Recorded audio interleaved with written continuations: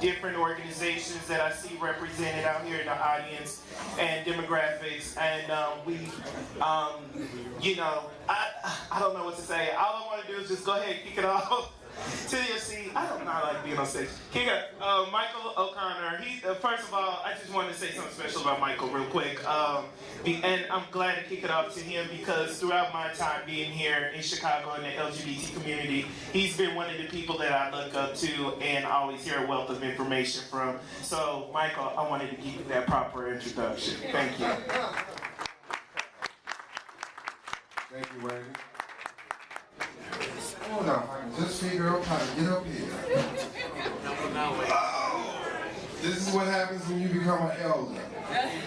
Now, as Randy said, my name is Michael O'Connor. On behalf of the Illinois Marriage Equality African American Coalition, the groups, I'd like to say welcome. Welcome to the celebration that was started not just in Chicago, but was done throughout the entire state, from Adams County to downstate, to Decatur, to Jefferson, to Sangamon County, to dealing with all the 103 counties that we have here in the state of Illinois. This coalition and a bunch of individuals that are allies all got together when they said it couldn't be done. We'd like to welcome you because you're the individuals who helped us to make this happen. When you talk to your members in your families, when you talk to them people at your churches, when you talk to the people at the dry cleaners, when you talk to that old lady that sits in the front of your church, that would throw holy water on you every chance she got, but you would steal her son or her daughter. We talk to them people. We made sure that those legislators understood that's what happens with 60 votes. So tonight, we are here as a group. That group is what is considered grassroots, and I do mean grassroots. For those who don't know what that means we have a whole lot of money, okay? We have very little money, we beg, borrow, some would say steal. We also had institutions. It was a potpourri of different groups and different people who all wanted to deal with the same thing. We're saying thank you tonight for the Urban League, for Affinity, for Chicago Black Gay Men's Caucus, for so many of these different groups here that I'm not even going to start to begin that process. I'm just going to say thank you and welcome and have a good time tonight because this is just starting. Contrary to popular belief, we can get along for some time. The Illinois United Marriage Coalition, we got all kind of people here. This is a good thing. This is a thing we've been trying to do ever since March, to my knowledge. When that first African American group came down there, ragtag, but got down there, okay? And basically said, Mary Flowers, how come you don't know we exist? What you mean? Monique Davis? See? But I ain't gonna go there, so. Welcome. You went there. It's all fake. I need to introduce, before all is said and done, because we gotta keep this rolling, two individuals who have been greatly, who are part of this process, who are a great part of this process. I'd like to introduce Kim Hunt, Executive Director of Affinity, to come to the stage, and Marquel Smith. Oh, I'm sorry, Kim and Craig, y'all come up here. Chicago Black Gay Men's Caucus. Craig Johnson, come on up here. Now I might need some real work. That wasn't very graceful. You want to come on up, Craig? We got two.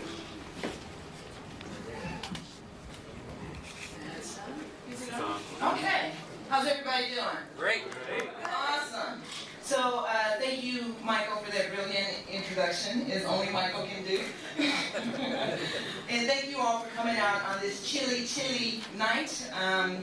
As Michael said, I'm Kim Hunt, Executive Director of Affinity Community Services. And Affinity is a social justice organization that works with and on behalf of Black LGBT communities, queer youth, and allies. And for the last almost 20 years, we have been intentionally housed on the south side of Chicago. Can I hear something for the south side? Hey, thank you. So, I'm going to spend a little time talking about Black communities' historical participation in the marriage equality movement.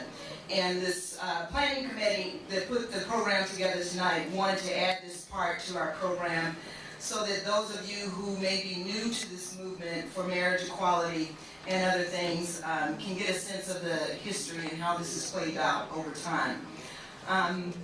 As I say that, I also want to honor that marriage equality is not necessarily the top priority for many people in our community. We get that. It wasn't even the top priority for, oh, the microphone went off. It wasn't even the top priority for Affinity, but we were in it because of the economic implications for families and the need to recognize our families.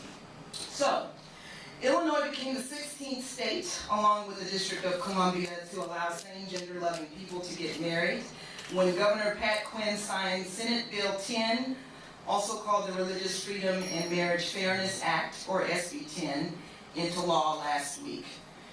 We would have been the 15th state, but Hawaii snuck past us when their legislature passed the law this month. The governor signed it, and their law actually goes into effect December 2nd.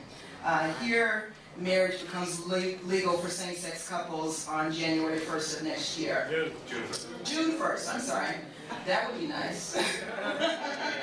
We were trying, I may have spoke that into reality. We'll see what happens. So the fight for marriage actually goes back to the 70s, but it's interesting that Hawaii is now one of the states that allow same-sex marriage because there was actually a case in Hawaii in the mid-90s that led to Clinton and the Congress passing, don't ask, the Defense of Marriage Act that the Supreme Court weakened this summer. Woo! Yeah. But I'll jump back to recent history in Illinois. So beginning in 2011, same-sex couples could have civil unions. In this state, civil unions allow couples to have all the rights that married heterosexual couples have at the state level.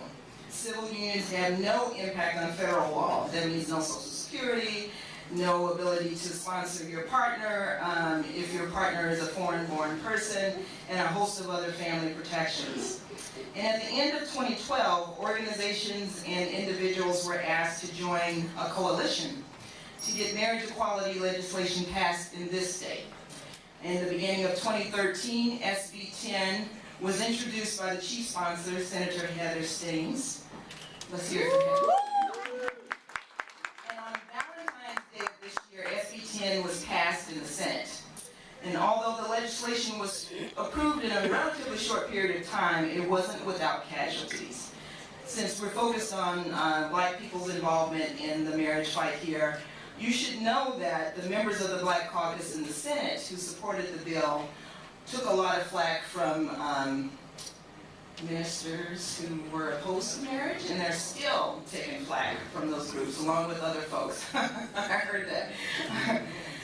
So then, after the bill passed in the Senate, it had to go to the House. And that's when things got really interesting, right? So Representative Greg Harris became chief sponsor of the bill. Let's hear it for Greg.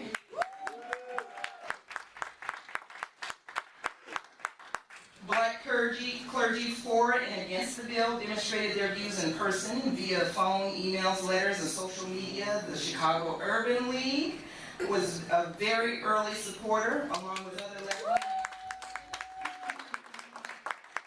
And there were many discussions with legislators and their constituents to get the 60 votes necessary to pass the bill. Affinity, along with Mike O'Connor, went to Springfield in March to talk to members of the Black Caucus about the bill, and were told about the robocalls that Reverend Meeks was kind of spearheading to put the pressure on the Black legislators to not vote for the bill. and that they weren't seeing very many black LGBTQ constituents coming to talk to them about the bill, which gave them the ability to say that this was an area of interest for black LGBT people. So after that trip, and even on the way back, Mike and I were on the phone strategizing, calling people all the way back to Chicago. And one of the things that happened is that Ben Montgomery helped to organize a bus of black LGBTQ people. And that busload of folks was called the All Families Are Equal Coalition. And they went to Springfield to talk to members of the Black Caucus. And I would add that that was a group of about 30 or more people, and there were transgender and youth people on that bus too, so we had a wide range of folks. Affinity, the Chicago Urban League, Lambda Legal also talked about the importance of marriage for same-sex couples, especially black ones, and other issues several times on WBON. Woo! That's, I can write a book about that. And WBZ, many of our organizations wrote letters in support of SB 10 and encourage our members and constituents to contact their representatives to voice their support for the bill. The Chicago Urban League also hosted a community forum to update folks on what was happening with the bill about a week before the end of the spring legislative session. And some of our white brothers and sisters came to the south side, to the Chicago Urban League. That was a moment. We have pictures. So as we know, despite our efforts and those of many, many others, on May 31st, the last day of the session, Representative Greg Harris spoke from the House floor saying that he would not call the bill because the votes were not there. He vowed to call the bill during the fall veto session. One of the things that happened was the following week, Affinity issued a public statement calling for more inclusivity in the next phase of the work. There was a lot of anger, sometimes some racial undertones to some of the discussion about the Black Caucus not stepping up in particular, and a tremendous amount of frustration because space had not been made for small organizations and community members and allies to engage in the fight. But for as disappointing as that was, it gave the community a chance to regroup and the lead organizations and individuals in the campaign a chance to rethink its strategies.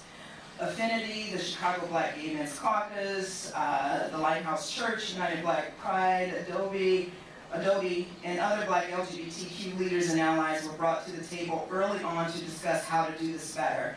A revamped Illinois Unites for Marriage Coalition staffed for a real campaign was created.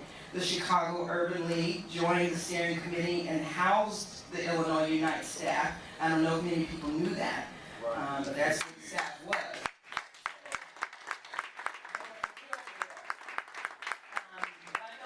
LGBTQ leaders were consulted on messaging, hosting the screening of The New Black, a documentary about black involvement in the marriage equality fight in Maryland. Asked to find couples of color to feature social media. Ooh, that was a job. And as well as traditional media. Black clergy stepped up to join the fight in even greater numbers. Progressive allied organizations stepped up. There were media buys on black radio. I don't know if some of you heard those ads on WBON. And organizations sponsored phone banks and letter writing campaigns and kept their members and constituents informed and engaged. And it must be said that a real game changer was the March on Springfield. You better say that. So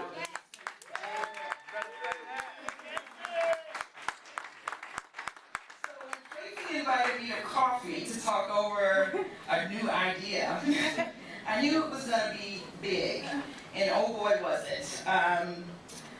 There were over 5,000 people who showed up on that cold, rainy day on October 22nd. Yeah. Affinity's bus was one of more than 50 that came from across the state. Yes. Studs for Life. Studs. They're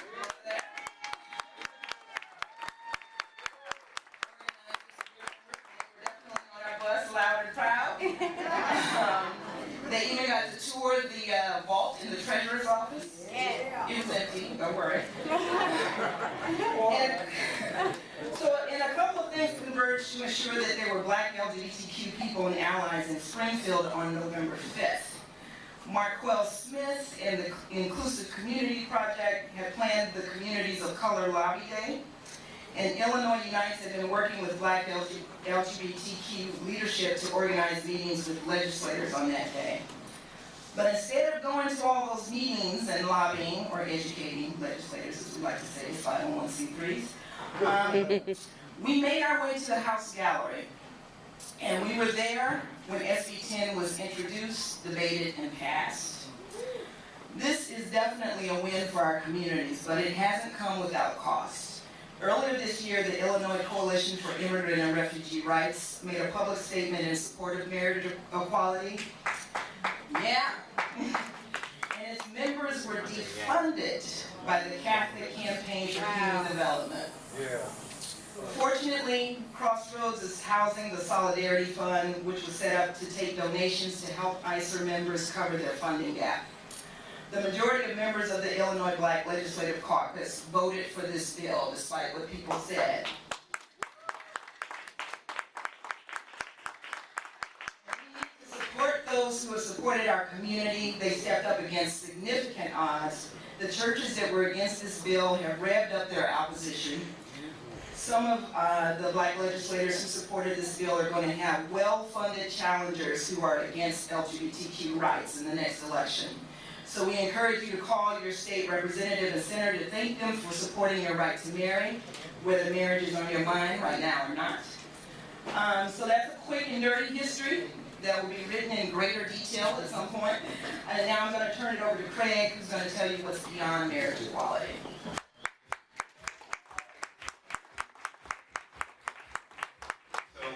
My name is Craig Johnson. I'm the interim chair of the Chicago Black Community Caucus. I wanted to point out to you that there are some sheets that are around the room, different spaces, and definitely right at the end of the hallway as you're heading out. This particular group of folks, representatives Kim, Marquel, Benjamin, Michael, Karan, and maybe you know the names, I'm forgetting somebody. Solomon, and I'm looking at people, and I'm like, wait, I shouldn't have even started that list. But representatives from right down along in here. Here's the thing, so all of these folks, we've known each other in many cases for a long time. We love each other, we respect the work that we do together, but independently in the community. Marriage is what brought many of us together to work as a, informal coalition, if you will. And it was interesting because when we went down to Springfield, one of the things that we heard was, wow, this is what it takes to get you guys to work together, right? And so we heard that message. And I think it's important to stress that, we recognize the value in numbers, the power of community, the strength and the power in working together. And so we want to continue to work together, to look at marriage almost as a catalyst for what other kinds of public policy issues that are unique and important to the Black LGBT community, right? So right now, we're kind of making some preliminary plans. We're looking at December 21st, which is a Saturday, from 10 to 1, 3 hours, at the Chicago Urban League, where we can get together and to begin conversations on really umbrella topics, right? What you'll find on this sheet, for example, the 3 umbrella topics: criminal justice and safety, right? We know that these are issues that are important to the LGBT community. They're issues that are important to the African American community. And so we in this room live in that very unique intersection. And so it provides us an opportunity to address those. You'll see some examples here, the same thing with health, the same thing with economics. What we'd like for you to do is look at the sheet. If you've got questions you want asked, or additional topics or suggestions that you want to share with us as we plan, please share them on this sheet. There's a smaller piece of paper that you can use as a save the date. So thank you very much for your attention. Michael.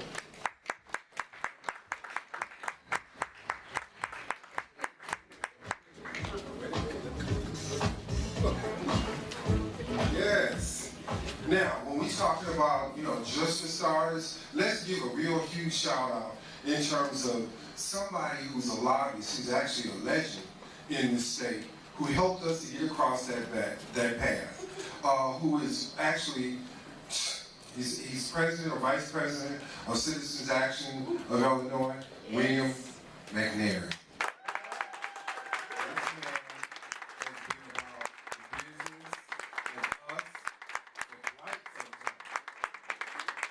We also have the commissioner for Chicago's Commission on Human Relations, Moni. I've been calling her Moni for 100 years. Where's Moni at? Noriega. Yes, yes. Give him a shout.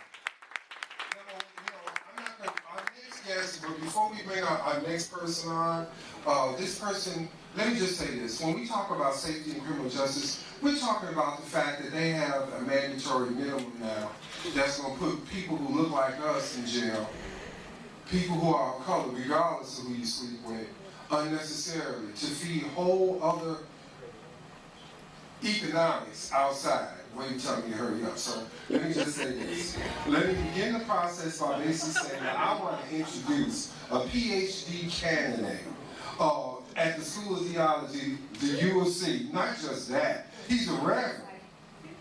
He's went through a whole progress of progressive steps to do all the things that he's doing, and it's just beginning. Ladies and gentlemen, I'd like to introduce the Reverend, the good Reverend, Benjamin Ritter.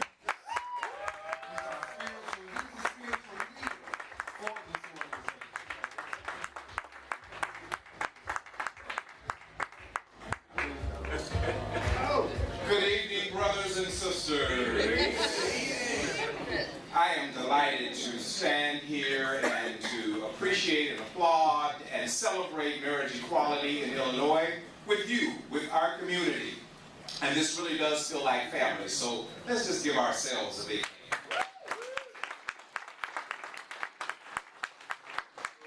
And before I talk a little bit about my work with the campaign, I think it's important for us to acknowledge our field director, Karan Blair.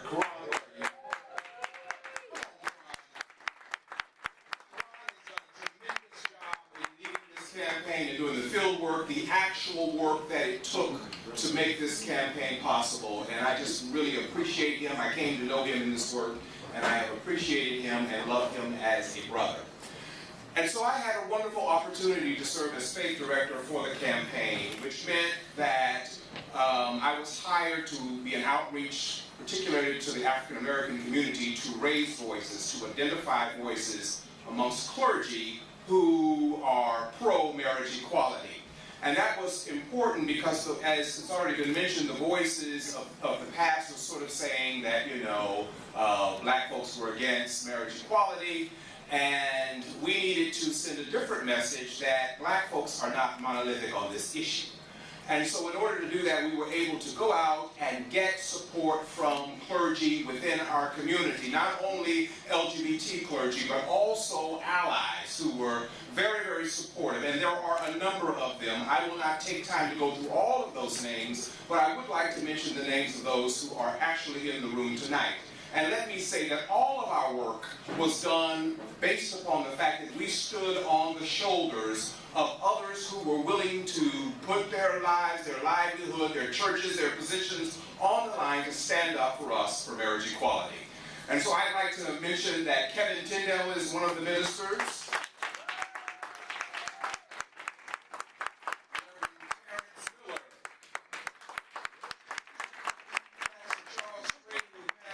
The Faith United Methodist Church is in the room. And Brenda Lee is not in the room. She intended to be here tonight, but she is not feeling well. She and her partner, S. Lee, were really, really instrumental part of this campaign. So I'd like to acknowledge in her absence, Brenda Lee. I'm not missing anybody in this room. I do want to send a special shout out to Pastor Jamie Frazier.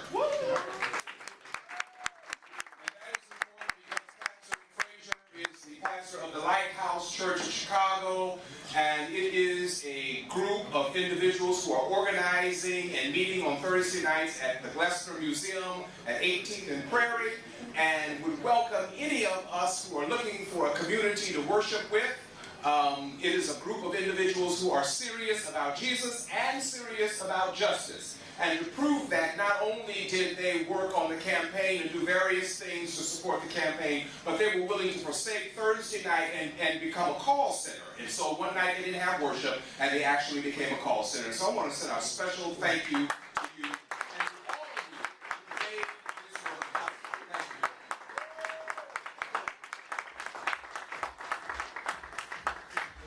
you. I want to thank the good Reverend. I know he was, we were screaming and hollering about time, and I know that's so frustrating, but we got to talk about Bishop Tolliver, who did commercials on WVON. We got to talk about Reverend Moss, who made sure that he got out of the community. We got to talk about Bernard Jakes, who really is still catching up on the west side. And so the good Reverend is good at making sure that we are all inclusive about what we do. With that being said, I'd like to bring up a young man that kind of took the city by storm in his own way. This was a guy who came out of nowhere, who basically started talking about, you know, I gave my time as a armed service person, and y'all not gonna tell me that I don't count. When they were talking about the don't ask, don't tell, and that whole deal, this young man went all the way to Washington and raised hell, and raised it well. And those pops out here in the back, everybody needs to be clapping. We got a hero in our midst here. I'd like to introduce Marquel Smith, project person, our Lady Business Organization, and I'd like to introduce his co-person, Ebony Davis, incoming president of Affinity. You know, the young is coming up and I need to sit down. Come on.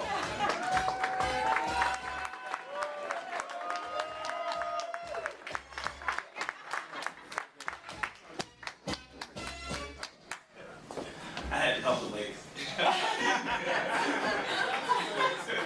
Michael's good. Thank you, Michael, for that kind introduction. Ebony is our co-host here, but actually I have some breaking news. I don't like this microphone, it makes me a little nervous. So I have some breaking news. I don't know, many of you may know Renita Gray and her partner, Patricia Ewert. I may be screwing up her last name, please forgive me. But there's breaking news that they actually just got their marriage license today. So the courts have actually approved it. So what that means, I don't know. It was in the Tribune. And Hunt gave me the great news. So they don't have to wait till June. They don't have to wait till June. Wonderful. So I think all y'all should. But my role here, and Abby, if you'd like to say anything, I want to please open and you can do so, because you're cute. Cute. Thank you, And smart. And smart. Thank you so much. On them wise women. I'd just like to thank everyone for coming here this evening. I wondered when I saw the weather and the snow, I thought, we may not have a good turnout, but it is a wonderful turnout. And to see so many beautiful faces, I'm so glad, although my executive director has already acknowledged them, I'm going to do my own personal acknowledgement from one prez to the other prez. I don't know if she's listening right now, but Studs for Life, I just want to give them another clap up. Only because when we were all preparing for the March on Springfield, it was so funny because we were blessed to use my brother's church, which is St. John's Baptist Temple on Woodlawn. And it was so amazing to see everyone come at such an early hour. And people were driving down. Michael was trying to direct them. I was trying to direct them. And people were driving down the one-way street the wrong way, just trying to get on the bus. And I said, Kim, they're going the wrong way down a one-way street. But people were like, I'm just trying to find the parking lot, right? And so Sons for Life were already there waiting for entry onto the bus. So we've already clapped it up for them. But thank you all so much for coming out. I'm excited about being the intro. interim board president. It's so interesting when I talk to people, they tell me, no, Ebony, you're not the interim board president, you are the president, right? Okay, so I guess I just have to walk in that way. But thank you so much, Marquel, and thank you so much, everyone, for coming out. And thank you, Michael. I want to give a special shout out to Michael because he allowed us, let me just say this, our bus, right? He allowed us opportunities that other organizations did not have, right? So we were able to look at the vault, but we were able to also have opportunities with various members of the caucus and various the governor's staff. We were able to have opportunities with Judy Bart Topeka.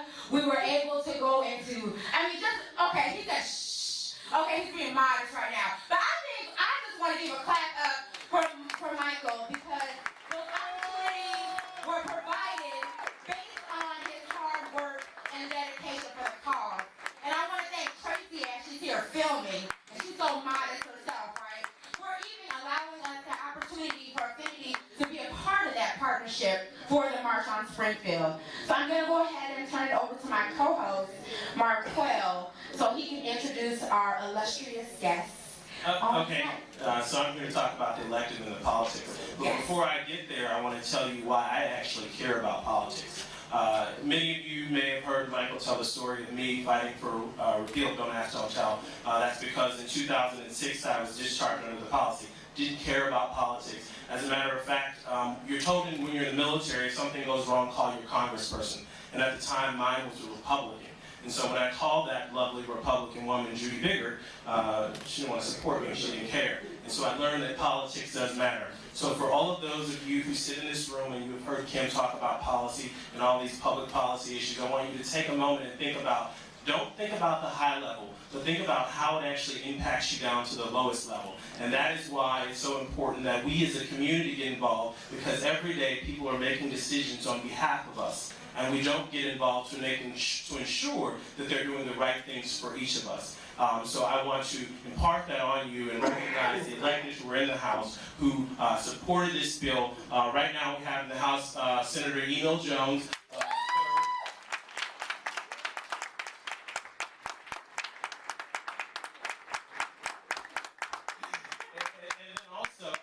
Representative Ken Duncan is not here, but I want to give a special shout out to Ken Duncan because he was the lead co-sponsor of this bill. Ken Duncan actually sponsored the bus that we took down to Springfield on the day marriage equality passed, so I want to give him the credit for that.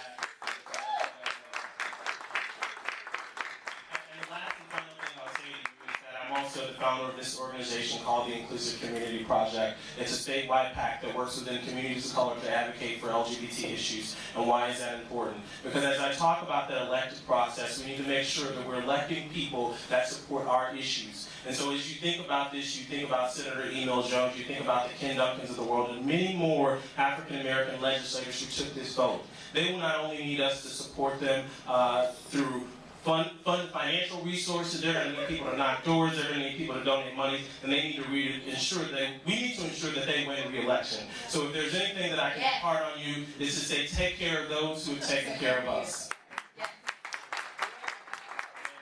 is all my final remarks. Thank you guys for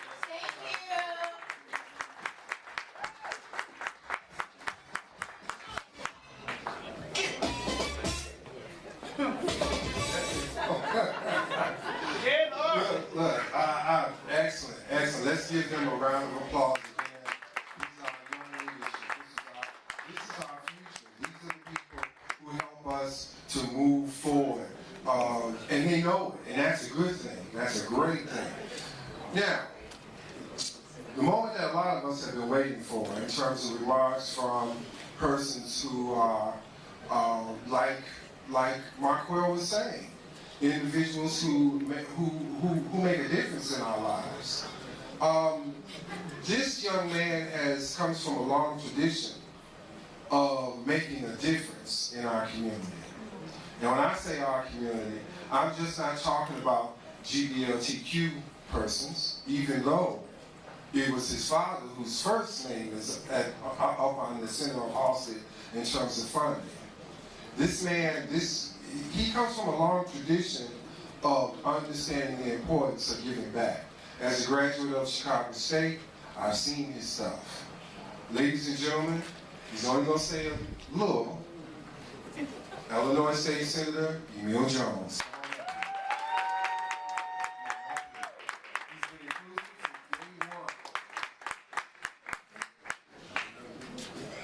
Help me up. Good evening, everyone. Good evening. And I came out to say thank you to all of you all. The vote for me was easy, even though I had been threatened. People running against me.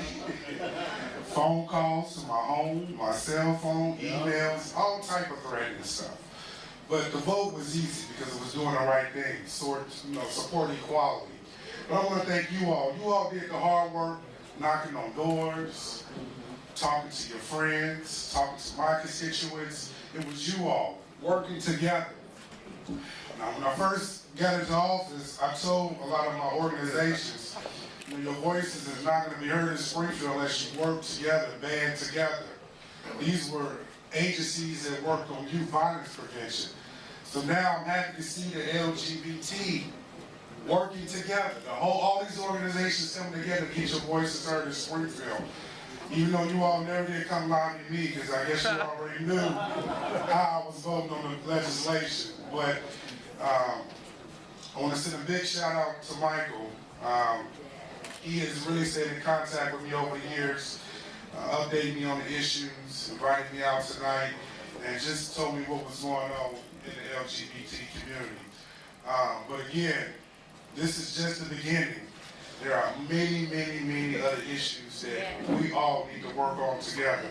So I thank you for your support, and I look forward to working with you all. Thank you.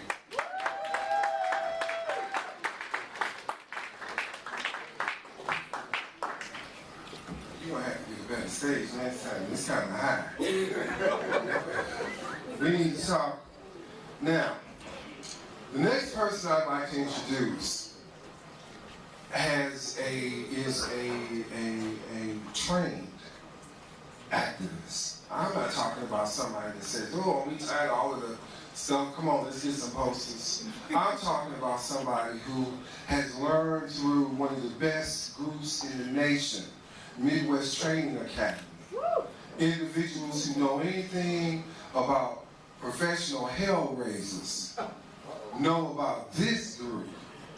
So I was pleasantly surprised when after Kim and I and a bunch of us were at the table when the bill, Greg couldn't call it, that they called in some real organizers in terms of the Illinois Marriage United Coalition. We had them before. John and them was good, but when I hear Midwest Training, Heather Booth, Jackie Crenshaw, these people are legendary. And this guy comes with that diploma. I think it's an 8-week or 8-12 class, I forgot. But that tells me we got something right going on. So just to make sure that I don't waves making me move quicker, let me introduce Karan Blair. Come on up here.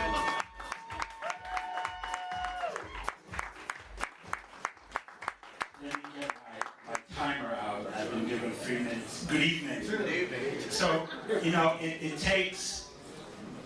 I was in Boston a week ago, and I had the privilege of, I was training some young folks who were trying to do some work next year around Freedom Summer. And during the middle of the training, they started to do all these chants about freedom and justice, and it dawned on me a week after we had won what exactly we were able to accomplish in Illinois. And in the middle of that, I sort of broke down and I started to cry, because I was like, together, and we ought to really acknowledge that, together we changed the course of history. And it is not often, it is not often that we get to say that. And so, when I was brought on as the field director, John Kohep, our campaign manager, asked me to build a field program that the representatives we were targeting would literally be afraid of. And that is what we did. And over 3 months, we made 50,000 unique contacts to representatives. We organized phone banks all across the state. In 1 week, we had about 45 phone banks up and running. We had hundreds of people volunteering. We had people knocking on doors. And then we had people meeting with their representatives to let them know that folks were serious about marriage equality. And one of the most prominent meetings, I remember a meeting with David Harris where we had this older, white, conservative woman, when David Harris talked about tradition, we had this woman say to him, she said, in this country, slavery was a tradition. And we had the courage to move beyond that.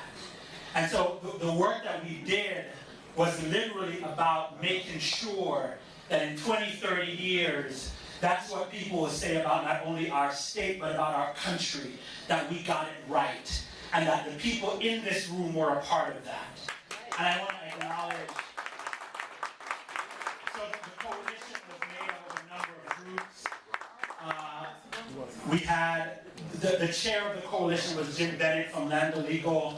Our campaign manager was John Kohep, who was on leave from AFSCME. We had the Civil Rights Agenda, the Human Rights Campaign, ACLU, the Chicago Urban League, Citizen Action Illinois, Land Legal, Equality Illinois, and Freedom to Marry. And those 8 groups came together to build what became Illinois Unites for Marriage. We hired in 7 days 20 field organizers, and we shipped them out across the state to work in 38 districts for 4 months. And tonight there are a few of them. Robert Schultz is here, one of the organizers who worked on the South Side.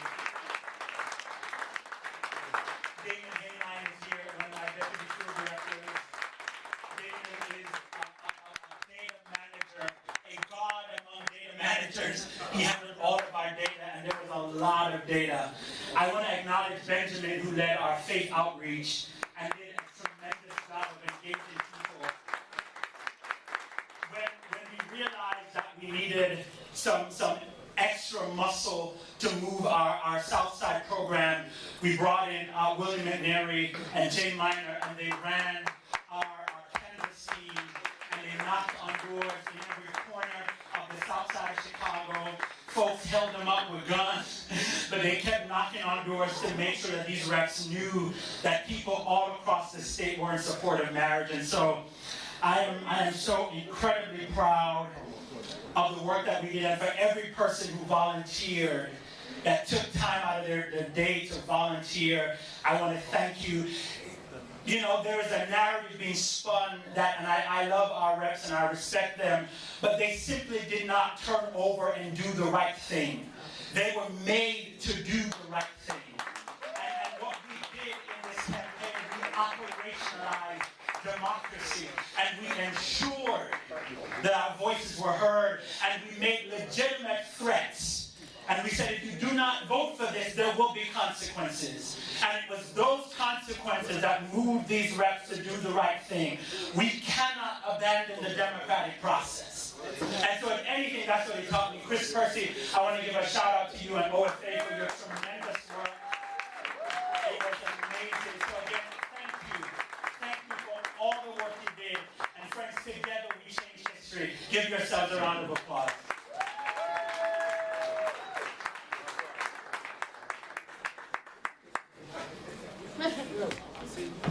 I get a distinct honor to introduce Representative Duncan. Are you gonna play us like that? No. Representative Duncan has actually been a friend of our community for a very long time. He goes all the way back to high school. One of the things I like him is because he hardly knew anything about me, and he supported a young black man trying to make a come up. And so not only did he support me, but he supported this entire community. So it's an honor and privilege to introduce our Representative Ken Duncan.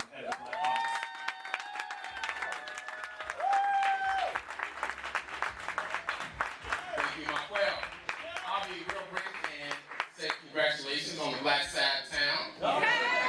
All right. Ain't no side like the black side. This was a long time coming, and I told my colleagues to say, look here, we matter, you matter, because all of us are in this together. And what goes on for one side of our community, you running on the north side and sort of coming out or coming back home on the south and west side where most of us live. It's that significant. And straight guys, us straight guys can support all kind of good, great people. All right? That is not a bad thing. And actually, I don't know, any political campaign or any church, synagogue, or mosque that can function without a good lesbian or homosexual. Believe you me. I think most of the stand here. Some of my favorite friends, have a good time. It's a party when you're around great people. So I've been a part of this and used and pushed and convinced to make sure that all of us count. So congratulations to all of us, and I thank you.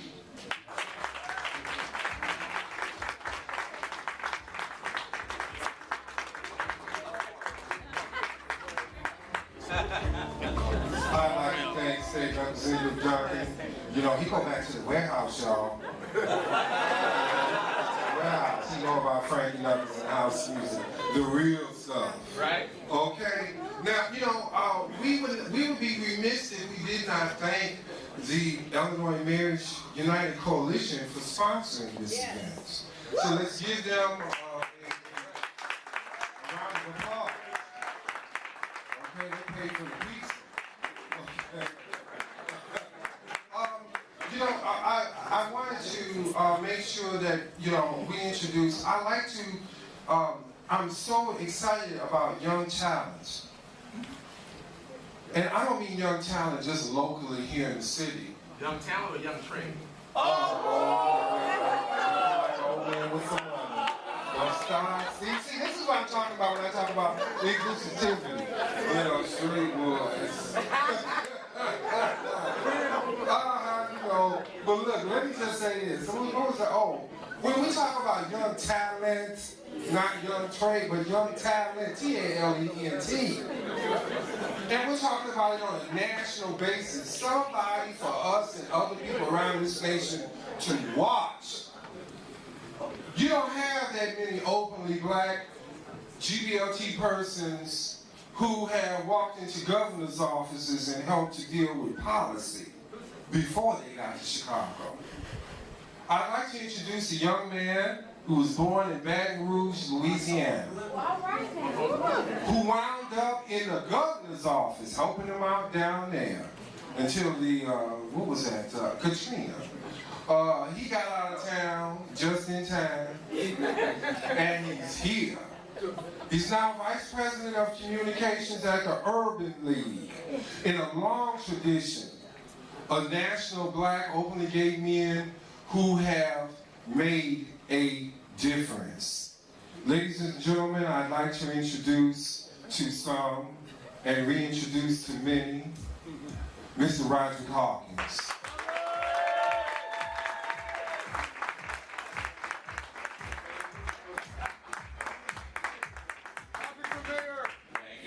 Thank you, Michael. Yeah, the campaign's coming, right? So you all write your checks to friends of Roderick Hawkins. No, I will be brief because I know that you all want to dance, and DJ Laura Branch is ready to just do the damn thing.